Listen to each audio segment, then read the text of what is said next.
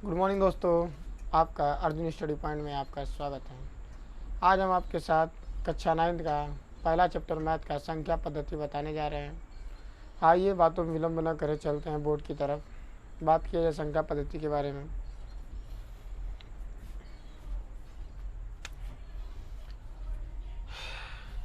Class 9 के पहले chapter का नाम है संख्या पद्धति, और संख्या पद्धति में सबसे पहले हम जानेंगे संख्याओं के बारे में। तो संख्या में सबसे पहले बात की जाती है प्राकृतिक संख्या की।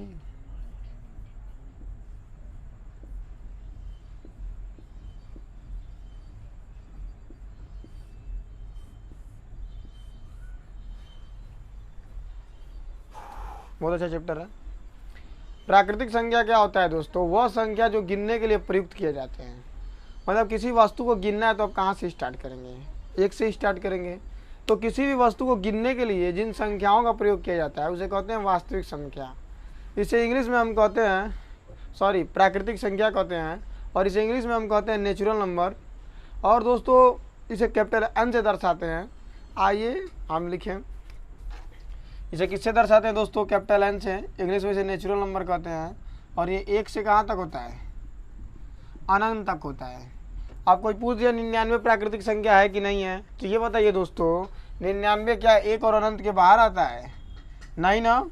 तो 99 भी क्या है? एक प्राकृतिक संख्या है। क्या है दोस्तों? और तो दोस्तों बोल दिया जाए कि 6, 10 ये प्राकृतिक संख्या है कि नहीं है? क्या दोस्तों आप 10 वस्तुओं को गिनते हैं तो क्या 11 कहते हैं? नहीं ना, 10 ही कहते हैं। तो 10 भी क्या है? हमारा प्राकृतिक संख्या के अंतर्गत आता है। चलिए, तो हम जान गए कि 1 से अनंत तक क्या होता है? प्राकृतिक संख्या होती है।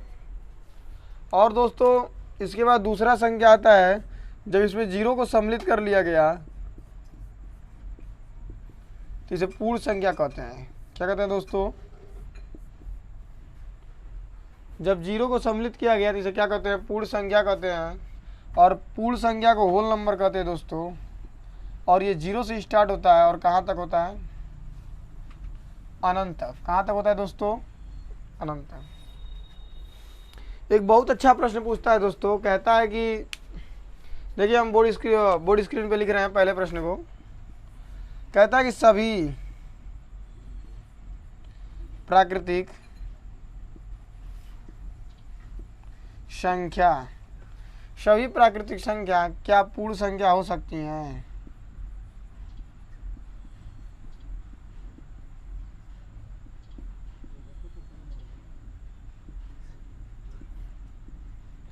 या यह भी दोस्तों प्रश्न आता है, सभी पूर्ण संख्या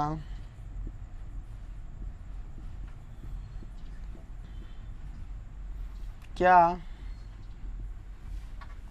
प्राकृतिक संख्या हो सकती हैं?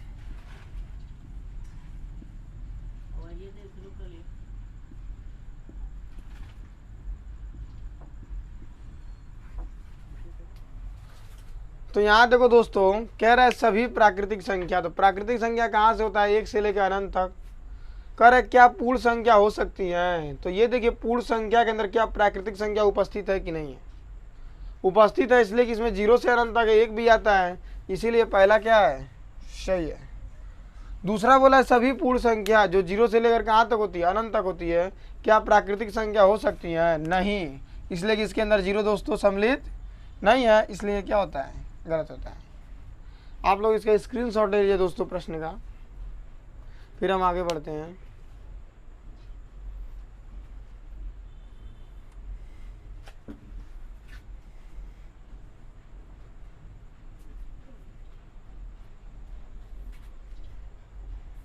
चलो इसे इरेज किया जाए।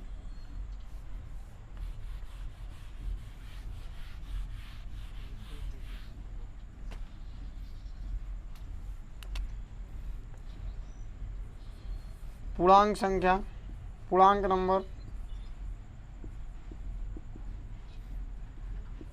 पूर्णांक संख्या को इंग्लिश में इंटीजर कहते हैं, मगर इसे जेड से प्रदर्शित करते हैं। किससे प्रदर्शित करते हैं दोस्तों? जेड से। इंटीजर संख्या का परिभाषा कई होता है दोस्तों। जैसे कुछ लोग कहते हैं कि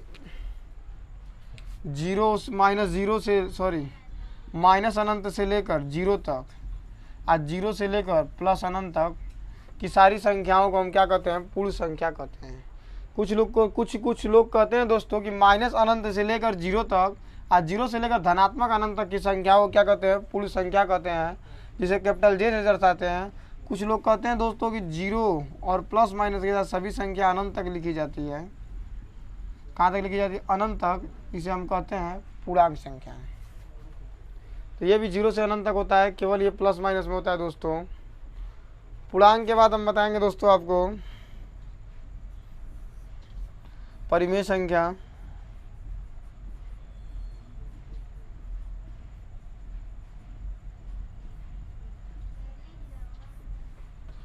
तो परिमेय संख्या क्या होता है दोस्तों, सुनिए। वह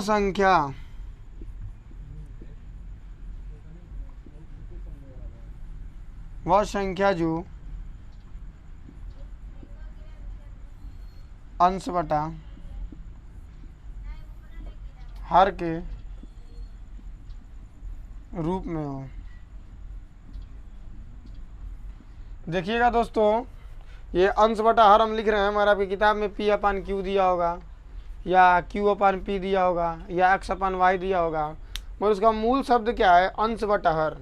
वो संख्या को क्या कहते हैं दोस्तों? अंश बटा हर। ठीक।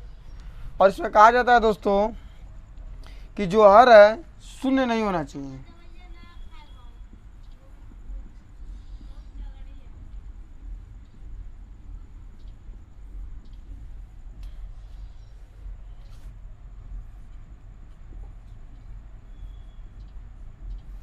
शून्य का मतलब होता है दोस्तों कि जो भी नीचे वाली संख्या रही वो कभी जीरो नहीं हो सकती।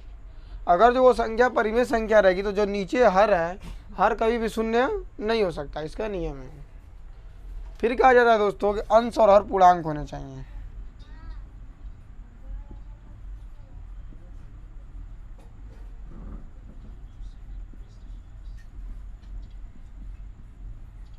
पूर्णांक होने चाहिए। क्या होने चाहिए दोस्तों?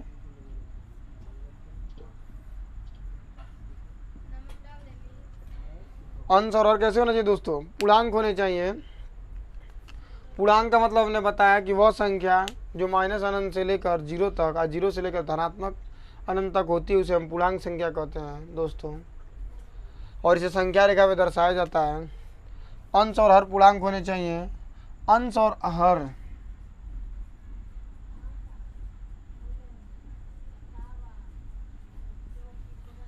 सभाज्य होने चाहिए।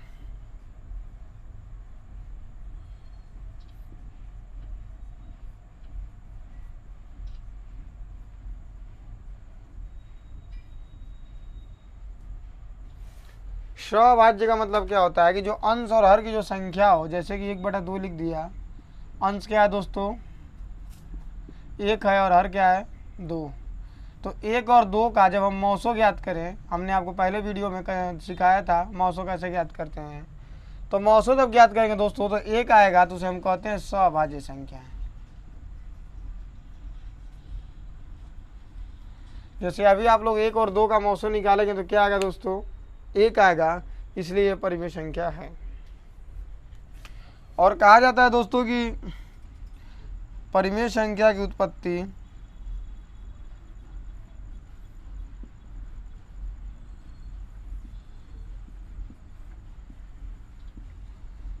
अनुपात से हुई है।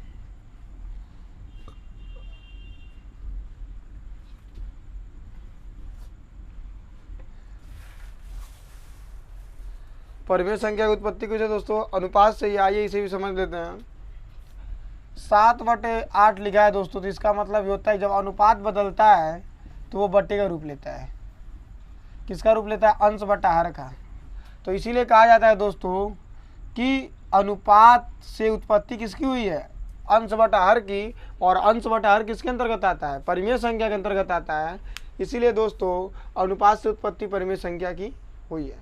और यहाँ पे भी आप 7 और 8 का एलसीएम जब निकालेंगे दोस्तों, सॉरी मौसो निकालेंगे जब, तो क्या आएगा? 1 आएगा। क्या आएगा? मौसो 1 आएगा। इसलिए क्या है? सभाज्य संख्या है। कैसी संख्या है दोस्तों? सभाज्य संख्या है। आप लोग इसका स्क्रीनशॉट ले लीजिए दोस्तों, हम इरेज करेंगे इसको।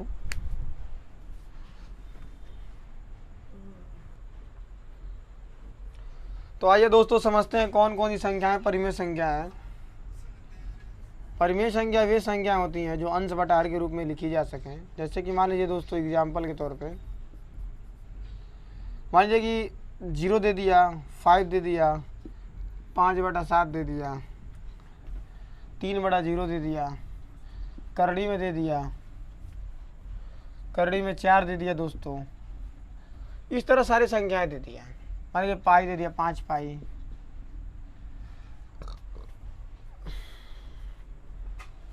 तो हम कैसे जानेंगे कौन सी परिमेय संख्या है? कह रहा है कि वो संख्या जो अंश बटा हर के रूप में है। तो यहाँ पे तो अंश बटा हर के रूप में ही नहीं है दोस्तों। तो दोस्तों हमने आपको बताया था कई बार, किसी भी संख्या में 1 से भाग देने पर उसके मान में कोई परिवर्तन नहीं होता है। जैसे दोस्तों हमने 1 से 5 में भाग दिया, कितनी बार गया? 5 बार गया। हम दोस्तों 1 से 6 में भाग देंगे, कब बार जाएगा? 6 बार जाएगा। 1 से दोस्तों आप लोग 7 में भाग देंगे, कितनी बार जाएगा? 7 ही बार जाएगा। तो हम लोग बार बार भाग देखने पर ये देख रहे हैं कि मान में कोई चेंजिंग नहीं हो रही है, कोई भी बदलाव दोस्तों नहीं हो रहा है। इसलिए हम किसी भी संख्या में 0 से भाग देंगे तो उसके मान में कोई परिवर्तन नहीं होगा। चलिए दोस्तों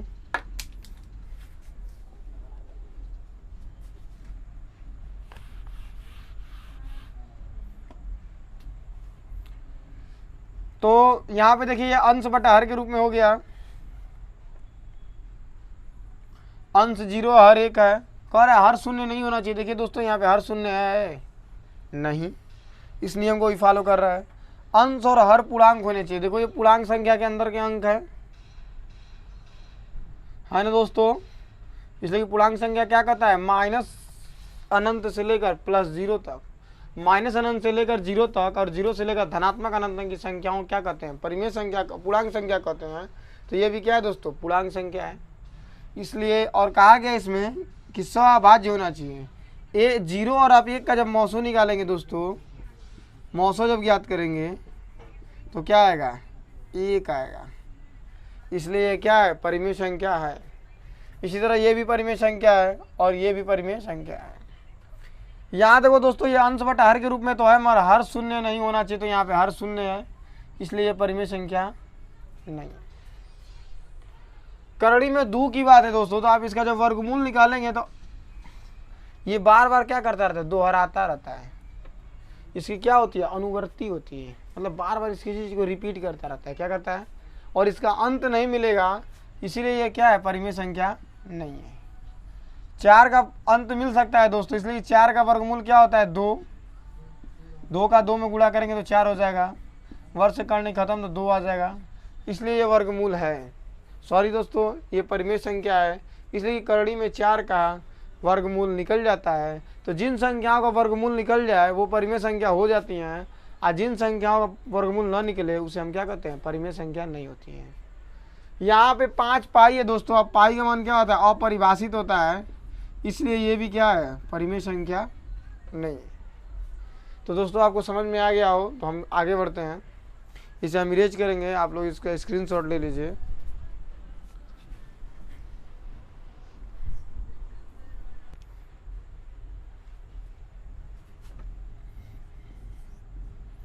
संख्या होती है दोस्तों समतुल्य संख्या या तुल्य संख्या। किस किस किताब में लिखा होता है समतुल्य संख्या, या कहीं कहीं लिखा होता है तुल्य परिमेय संख्या।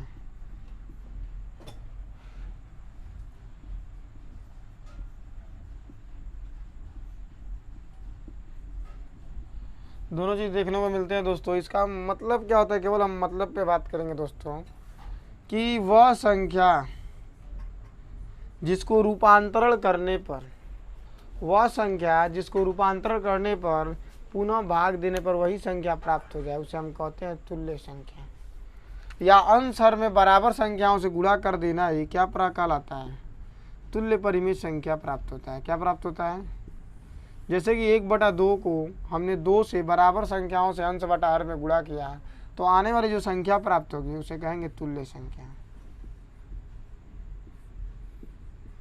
मतलब कि इसे दोबारा हम विभाजित करेंगे 2 से तो वही संख्या प्राप्त हो जाएगी, इसलिए इसे कहा जाता है तुल्य संख्या। और जो मान लीजिए हमें अंश और हर में बराबर संख्या से गुणा करेंगे दोस्तों 3 एकम में दोस्तों 3, और 3 दूना के 6। तो आने वाली जो संख्या प्राप्त होगी, जब भी हम अंश और हर में बराबर संख्या से, मतलब कि एक संख्या 2 से तो 2 से करें, 3 से 3 से, 4 से तो 4 से, तो ऐसी संख्याओं को हम क्या कहते हैं दोस्तों? तुल्य संख्या कहते हैं। जो आने वाली परिमेय संख्या प्राप्त होती है उसे क्या कहते हैं? तुल्य परिमेय संख्या कहते हैं। जैसे कि दोस्तों 3/5 का हमें तुल्य संख्या प्राप्त करना है, जिसमें बराबर संख्या है, अंश में भी बराबर और हर में भी बराबर। देखिए अंश और हर दोनों बराबर है, तो जो गुणा करेंगे जो संख्या में प्राप्त होगी इसे कहेंगे तुल्य परिमेय संख्या। तो तुल्य परिमेय संख्या के बारे में दोस्तों आपको समझ में आ गया होगा। नहीं आएगा तो एक बार फिर से बता देते हैं। जैसे कि हमने 5/4 का हमें तुल्य परिमेय संख्या ज्ञात करना है, तो अंश और हर में बराबर संख्याओं से गुणा करेंगे, 2 से करेंगे, और जो आपको 3 से करना है तो 3 से भी कर सकते हैं, मगर केवल क्या होना चाहिए? अंश और हर बराबर होना चाहिए। अंश और क्या होना चाहिए दोस्तों? बराबर होना चाहिए। तो आने वाली जो संख्या प्राप्त होती है उसे तुल्य परिमेय संख्या कहते हैं। क्या कहते हैं दोस्तों? तुल्य परिमेय संख्या कहते हैं। आपको बातें समझ में आ गई हो तो आप लोग इसको स्क्रीनशॉट ले लीजिए और हम थोड़ा सा इसे इरेज करेंगे, फिर आगे संख्याओं की बात करेंगे।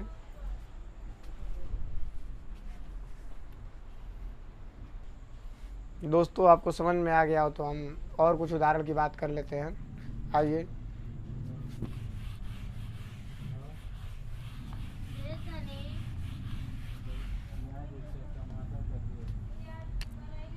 पाँच बटा मान लीजिए 7 है, और इसका हमें क्या पता करना है दोस्तों? समतुल्य या तुल्य परिमेय संख्या। समतुल्य या तुल्य परिमेय संख्या। तो इसको क्या करेंगे दोस्तों कि अंश जितना रहेगा उतना हमारा हर भी होना चाहिए। अंश और हर हमारे क्या होना चाहिए? बराबर होना चाहिए। जब हम बराबर संख्या से उस संख्या में गुणा करते हैं तो आने वाली जो संख्या होती है उस संख्या की समतुल्य होती है। तो 5/7 का समतुल्य क्या होगा दोस्तों? 10/14। 5/7 दोस्तों, तो जरूरी नहीं कि हम 2 ही करें, हम 5 भी कर सकते हैं, मगर अंश और हर क्या होने चाहिए? बराबर होने चाहिए। और गुणा करने पर जो संख्या प्राप्त होगी उसे हम क्या कहेंगे दोस्तों? उस संख्या का हम क्या कहेंगे? समतुल्य संख्या कहेंगे। तो 5/7 का समतुल्य क्या होगा दोस्तों? 25/35। और 5/7 का समतुल्य क्या होगा दोस्तों? 10/14। चलिए आइए इसे हम इरेज करते हैं। आप लोगों को बातें समझ में आ गई हैं तो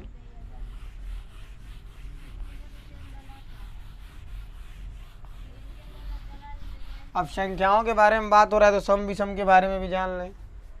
सम विषम क्या होता है दोस्तों? चलिए संख्याओं के बारे में, सम विषम के बारे में जानते हैं।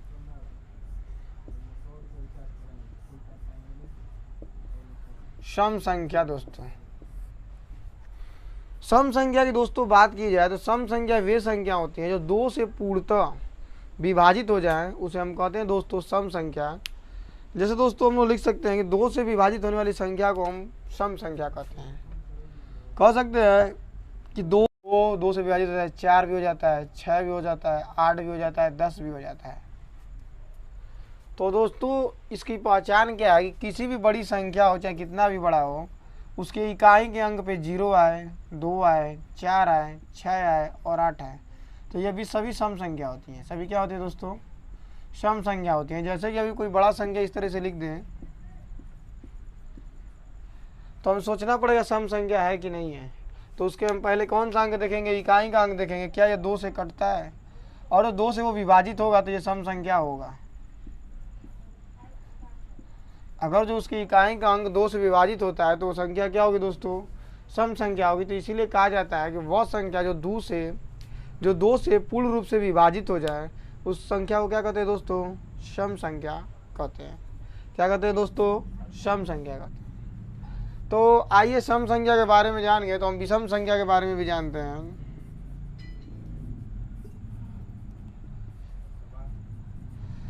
वे संख्याएं दोस्तों जो 2 से विभाजित न हो, जैसे कि 1, 3, 5, 7, 9, 11, 13, 15, 17, इस तरह जितने भी संख्याएं हैं जो 2 से विभाजित न हो उसे हम क्या कहते हैं?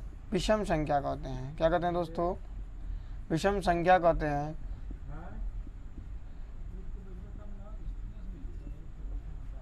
तो वह संख्या दोस्तों जो 2 से विभाजित ना हो, जैसे 2 से काटिए 3 को, कटेगा नहीं कटेगा, काट के देख लीजिए, एक शेष बच गया दोस्तों, इसलिए ये क्या है, विषम संख्या है। 5 भी नहीं कटेगा, 7 भी नहीं कटेगा, 9 भी नहीं कटेगा। तो ऐसी संख्या है जो 2 से 9 विभाजित हो, उसे हम क्या कहते हैं दोस्तों, विषम संख्या कहते हैं। यहाँ लिख सकते हैं कि 2 से विभाजित संख्याओं को सम संख्या कहते हैं। 2 से विभाजित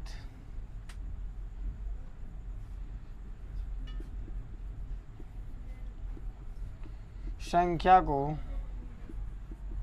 सम संख्या कहते हैं। क्या कहते हैं दोस्तों,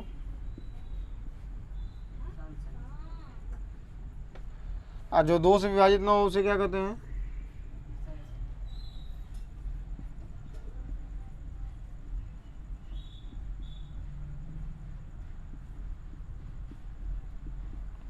उसे विषम संख्या कहते हैं।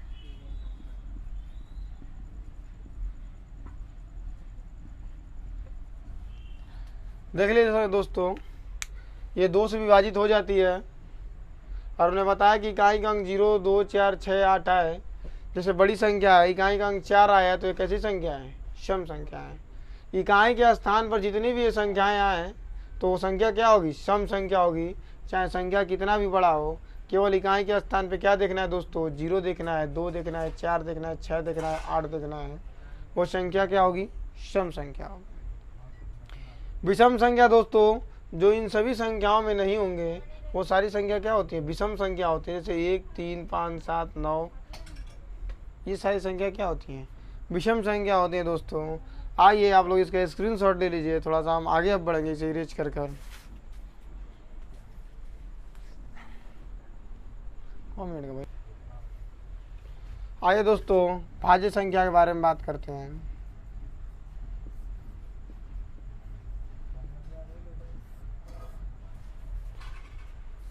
दोस्तों भाज्य संख्या वे संख्या होती हैं जो किसी ना किसी से विभाजित हो।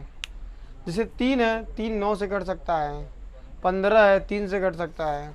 तो वे संख्या जो किसी ना किसी से कट जाए उसे हम कहते हैं भाज्य संख्या। जैसे 49 है, वो किससे कटता है दोस्तों, 7 से ही कटता है, तो वो भी कैसी संख्या है, भाज्य संख्या है, इसलिए वो 7 से कटता है।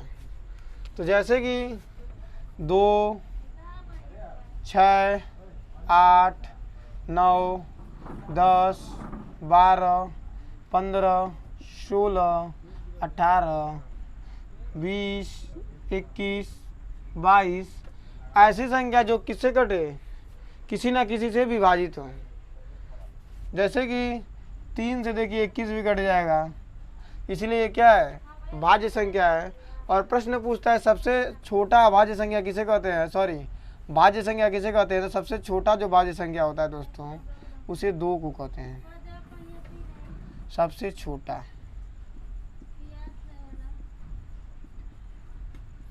सबसे छोटा भाज्य संख्या कौन सा होता है दोस्तों, 2 होता है। और ये प्रश्न कई बार पूछता है, नवोदय की परीक्षा में देखेंगे आप, तो पूछेगा कि सबसे छोटी भाज्य संख्या का नाम बताइए, तो क्या होता है दोस्तों, 2 होता है। वो क्या होता है दोस्तों, 2 होता है। आइए अभाज्य के बारे में जाने।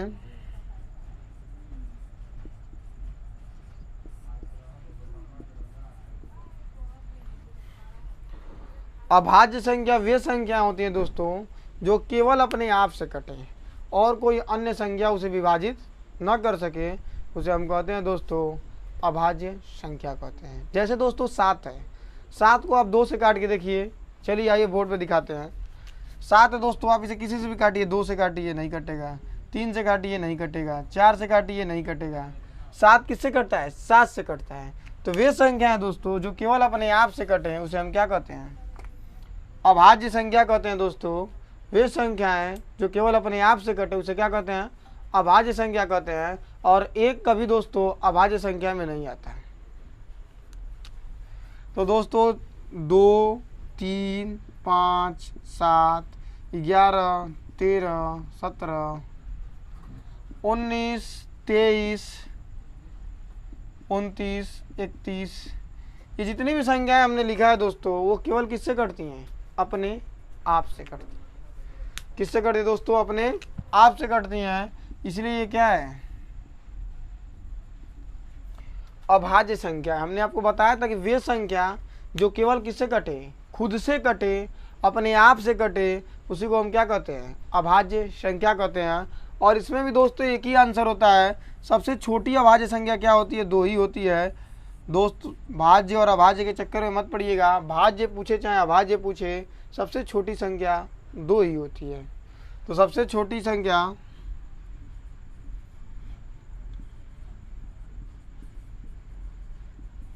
सबसे छोटी अभाज्य संख्या 2 होती है। भाज्य पूछे जाए दोस्तों, अभाज्य पूछे, बहुत बच्चे सोचते हैं ये तो अभाज्य की होती है। भाज्य पूछ देता है तो बहुत बच्चे क्या सोचने लगते हैं, अरे यार मैं तो भाज्य में 2 पढ़ा था, हो सकता है 3 हो। मगर इस भ्रम में आप लोग मत फंसिएगा दोस्तों। ध्यान दीजिएगा कि भाज्य और अभाज्य जो संख्या होती है दोस्तों, वो हमेशा क्या होती है, सबसे छोटी भाज्य का है चाहे सबसे बड़ी अभाज्य का है, तो क्या होती है दोस्तों, 2। कितना होता है दोस्तों, 2 होता है। आप लोग इसका स्क्रीनशॉट ले लीजिए, हम थोड़ा सा अब आगे बताएंगे।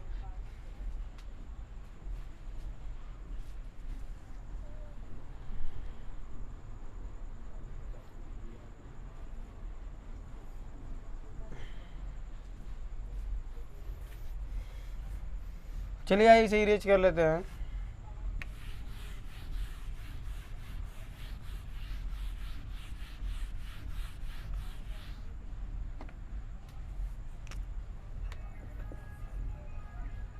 काल्पनिक संख्या दोस्तों,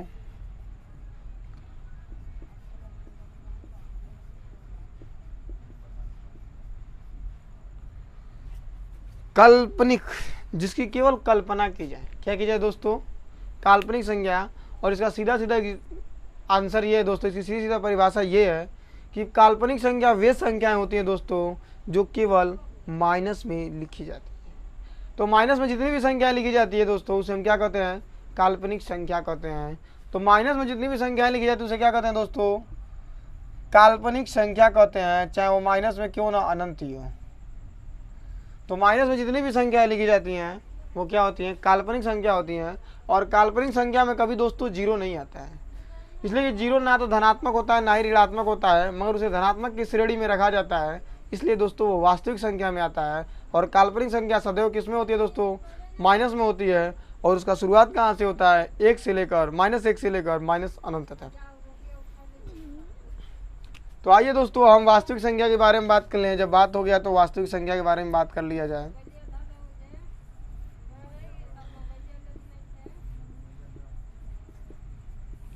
हमने दोस्तों कक्षा 10 के वीडियो में आपको वास्तविक संख्या के बारे में बताया था। तो वह संख्या जो सदैव या हम कह सकते हैं हमेशा धनात्मक में रूप में लिखी जाता है, किसके रूप में, धनात्मक के रूप में। किस रूप में दोस्तों, धनात्मक के रूप में लिखी जाने वाली संख्या को हम क्या कहते हैं, वास्तविक संख्या कहते हैं। इसे इंग्लिश में रियल नंबर कहते हैं और काल्पनिक संख्या को इमेजिनरी नंबर कहते हैं दोस्तों। तो वास्तविक संख्या वे संख्या होती हैं जो हमेशा किस रूप में लिखी जाती है, धनात्मक के रूप में लिखी जाती हैं। और 0 इसी के अंतर्गत सम्मिलित होता है। 0 काल्पनिक संख्या के अंदर नहीं आता है दोस्तों। एक बार मैं फिर से बता देता हूँ कि 0 ना तो ऋणात्मक होता है ना ही धनात्मक होता है। इसे उदासीन के श्रेणी में माना जाता है, मगर इसे रखा कहाँ जाता है, धनात्मक की श्रेणी में, इसीलिए ये वास्तविक संख्या के अंतर्गत आता है। इसीलिए वास्तविक संख्या में 0 से लेकर प्लस में जितनी भी संख्याएं लिखी जाती है अनंत तक, उसे क्या कहते हैं दोस्तों, वास्तविक संख्या कहते हैं। इसे दर्शाते हैं कैपिटल R से दोस्तों, और इमेजिनरी नंबर को दर्शाते हैं कैपिटल I से दोस्तों। आप लोग इसका स्क्रीनशॉट ले लीजिए। और अभी तो हम और संख्याओं के बारे में बात करने वाले हैं दोस्तों। आप लोग इसका स्क्रीनशॉट लीजिए, वीडियो को स्किप मत कीजिएगा, वीडियो को अंत तक देखिए। हम आपको संख्याओं के बारे में बहुत अंदर से रूबरू कराएंगे, संख्या क्या होती है।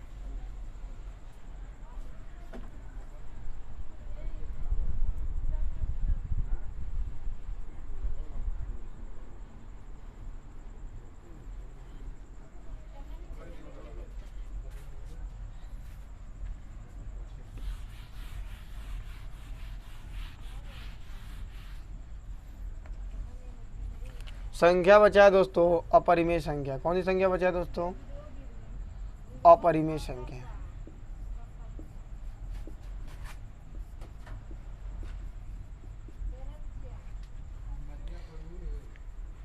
तो दोस्तों परिमेय का जो उल्टा होता है यही अपरिमेय होता है। हमने परिमेय में पढ़ा कि वे संख्या जो अंश बटा हर के रूप में लिखी जाती है। तो इसमें कहेंगे वे संख्या जो अंश बटा हर के रूप में नहीं लिखी जाती है। क्या कहेंगे दोस्तों? वह संख्या जो अंश बटा हर के रूप में नहीं लिखी जाती हो।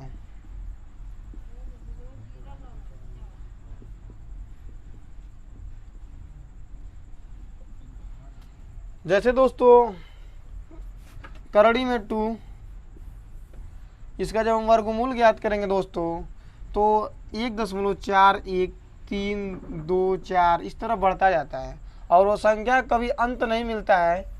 तो जिस संख्याओं का अंत न मिले या किसी संख्या के आगे दशमलव में लगाने के बाद अपूर्ण संख्या हो, क्या हो दोस्तों? अंश और हर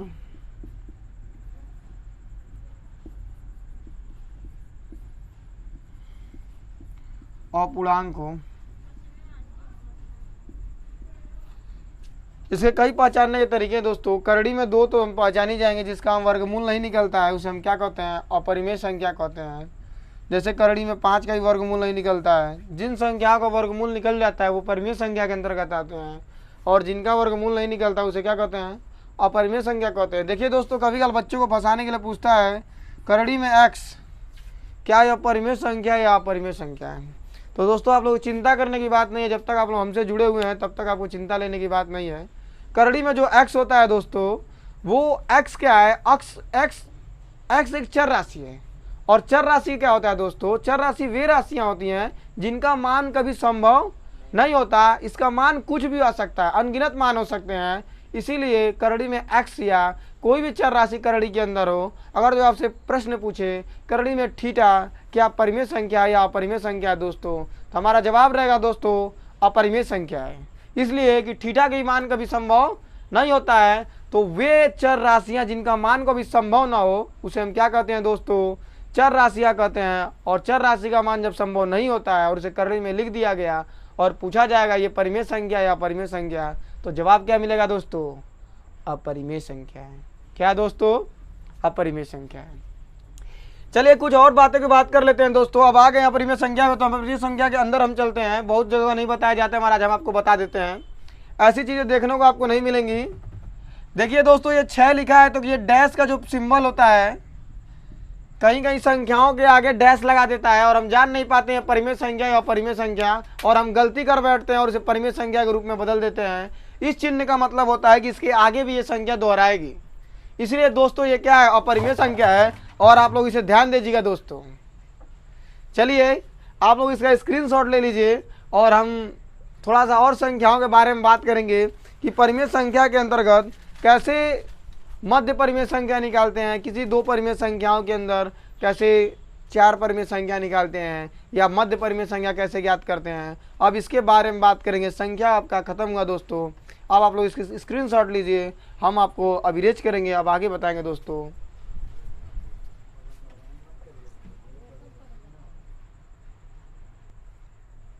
चलिए दोस्तों, अब हम और भी कुछ मुद्दों पे बात करेंगे, और काफ़ी ये इंटरेस्टिंग मुद्दा है। केवल हमें ये बताया जाता है कि परिमेय संख्या की मध्य कैसे निकाली जाती है। आज हम बताएंगे कि मध्य परिमेय संख्या ज्ञात कैसे होती है। हम दोनों विधियों को आपको बताएंगे आज। चलिए, प्रश्न पूछता है कभी काल कि यक्स और वाई के मध्य या बीच का भी प्रयोग करता है। बीच की परिमेय संख्या ज्ञात कीजिए।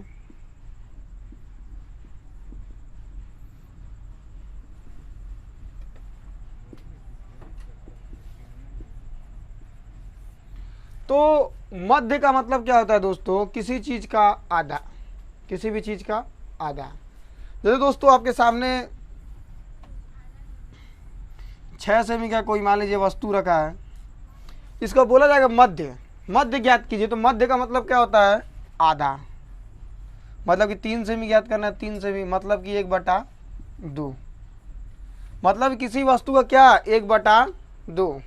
ये वस्तु है, इसका 1/2। तो दोस्तों मध्य या बीच की परिमेय संख्या ज्ञात करने के लिए हमें वो संख्या ज्ञात करने के लिए बोलता है जो किसी भी पार्ट का क्या हो, आधा हो। क्या हो, आधा हो। तो जब हम किसी भी चीज़ का हम आधा करते हैं दोस्तों, तो उसके लिए हम ये पहले पूरा था और इसको हमने 2 बराबर भागों में बांटा, तो 1/2 लिखेंगे दोस्तों। अगर तो यही संख्या दोस्तों इस तरह और उसे हम 2 पार्ट में बांट दें तो इसे हम 1/3 लिखेंगे, इसलिए कि हमने एक हिस्से को 3 भागों में बांटा। तो ये तो केवल मध्य कह रहा है, तो मध्य में दोस्तों में केवल कितना बांटना है, एक हिस्सा बांटना है। और जब मध्य बांटेंगे तो एक हिस्से को हमने कितने बराबर भागों में बांटा, 2 बराबर भागों में बांटा। तो जो ऊपर वाला अंश होता है वो दिखाता है कि पहले संख्या हमारी कैसी थी, और जो नीचे हर होता है वो बताता है हमने अपनी संख्या को कितने बारे में बांटा। दोस्तों ध्यान दीजिएगा, जो अंश होता है ये दर्शाता है वास्तविकता दर्शाता है, जो हर होता है वो दर्शाता है कि उसे कितने भागों में खंडित किया गया, कितने भागों में उसे बांटा गया। दोस्तों ये सारी चीजें हम आपको बता रहे हैं, आप लोग ध्यान से देखिएगा, वीडियो को स्किप मत कीजिएगा दोस्तों। तो हम क्या करेंगे, जब मध्य संख्या ज्ञात करना है दोस्तों, तो इन दोनों संख्याओं को हम जोड़ देंगे। क्या करेंगे दोस्तों, जोड़ देंगे और इसे हम 2 से भाग दे देंगे, तो इसका संख्या क्या ज्ञात हो जाएगा, मध्य संख्या ज्ञात हो जाएगा।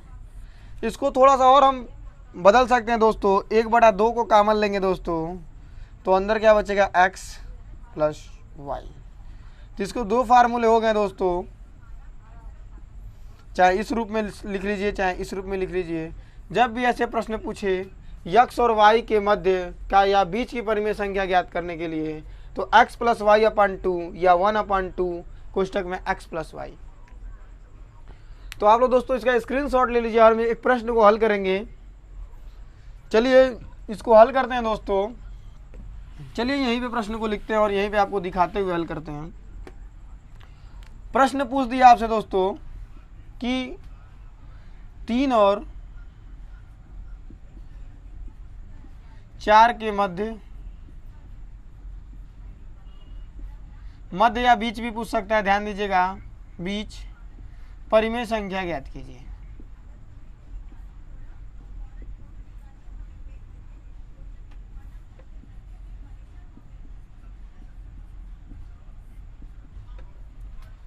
देखिए दोस्तों प्रश्न कैसे पूछेगा, 3 और 4 के मध्य या बीच परिमेय संख्या ज्ञात कीजिए।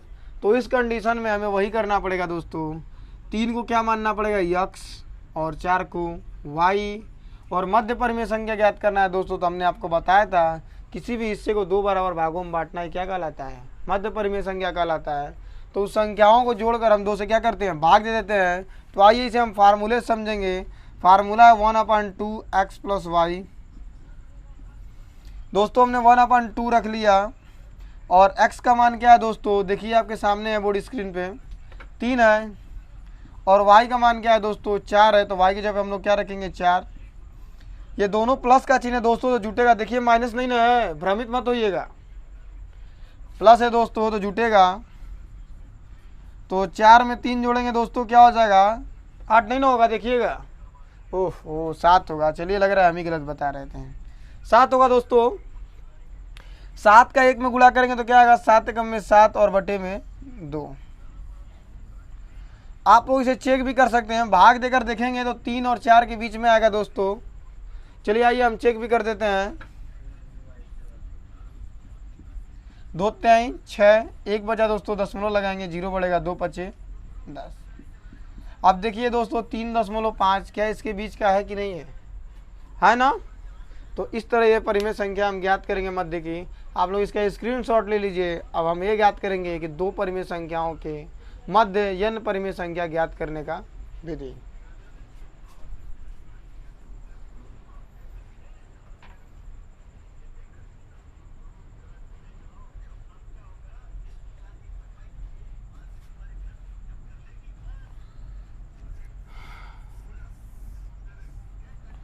जब दोस्तों जब 2 परिमेय संख्याओं के बीच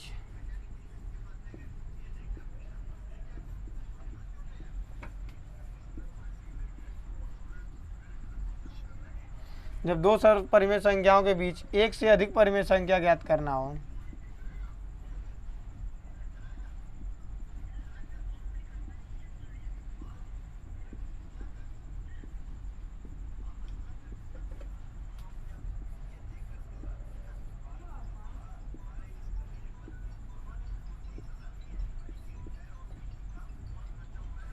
करना हो तब दोस्तों फार्मूला बोलता है सर्वांतर बराबर y माइनस एक्स अपान में n प्लस 1। और जब परिमेय संख्या को ज्ञात करना हो तो x प्लस डी पहली परिमेय संख्या, दूसरी को x प्लस 2d, तीसरी को x प्लस 3d और x प्लस 4d। इसी तरह दोस्तों आगे चलता रहेगा। चलिए इसके बारे में बात कर लें। इसमें कहा जाता है दोस्तों कि जो x है वो y से क्या होगा, छोटा होगा, मतलब कि y क्या होगा, बड़ा होगा। हमेशा इसमें y क्या होगा दोस्तों, बड़ा होगा। और n क्या होगा, जितनी संख्या हमारी पूछेगा प्रश्न में उसको हम क्या कहते हैं, n कहते हैं। और ये पहला परिमेय, दूसरा परिमेय, तीसरा परिमेय और चौथा परिमेय। सर्वांतर का मतलब होता है d। सर्वांतर का मतलब क्या होता है, सर्वांतर को d से परिभाषित करते हैं। और सर्वांतर का शुद्ध मतलब होता है दो संख्याओं के बीच में समान अंतर को ही क्या कहते हैं दोस्तों, सर्वांतर कहते हैं। क्या कहते हैं दोस्तों, सर्वांतर कहते हैं। दो संख्याओं के मध्य दोस्तों जो समान अंतर होता है उसे क्या कहते हैं, सर्वांतर करते हैं। आइए इस पे एक हम सवाल देख लेते हैं। जिसे बोलेगा कि 3 और 4 के बीच दो परिमेय संख्या